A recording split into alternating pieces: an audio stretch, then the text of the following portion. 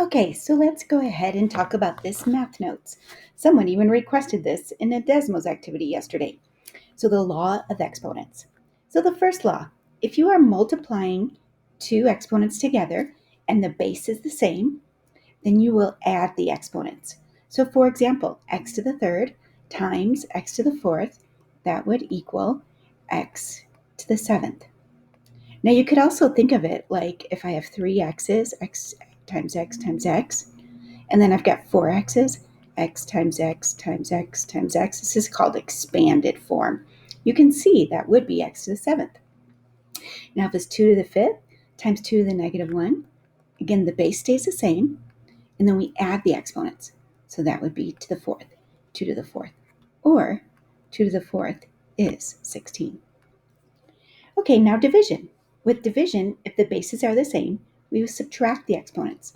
So x to the 10th divided by x to the 4th will be x to the 6th. 5 to the 4th divided by 5 to the 7th. Now the bases are the same. And that's like if we had, 4 5s in the numerator, and then we had 7 5s in the denominator. You could see that many of these would reduce out, right? 1, 2, 3, 4. And so we end up with 1 over 5 to the third, okay? Because the 7 is greater.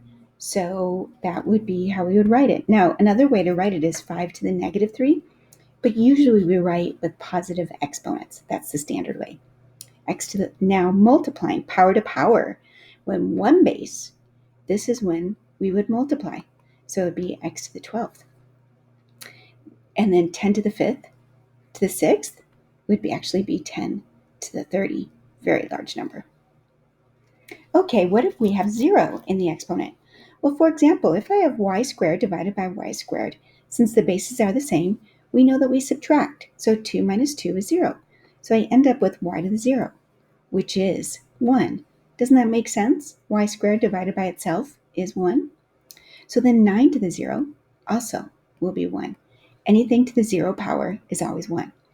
Now, if you have a negative exponent, that is the same as rewriting it as its reciprocal, so 1 over x to the positive exponent, so 1 over x squared.